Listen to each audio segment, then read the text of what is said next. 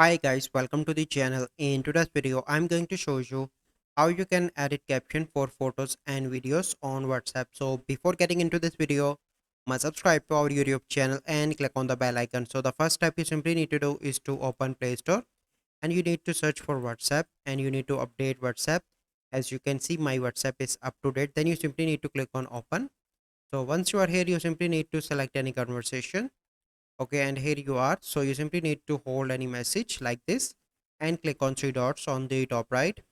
From here you can see different options. You simply need to click on edit, and here you can see I'm going to change it to best way, and now you can see that it is edited, and here you can see that. So let me edit this as well.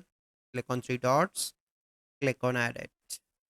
Okay, click on done. So but make sure that you can only edit within 15 minutes of sending. So here you can see that I sent at 10:01 a.m. and it is 10:05, but suppose time is over 15 minutes, you are unable to edit. So make sure you remember this tip as well. So I hope you find this video helpful. If you find this video helpful, must like this video, subscribe to our YouTube channel for future videos. We'll see you in the next video. Thank you, have a good day.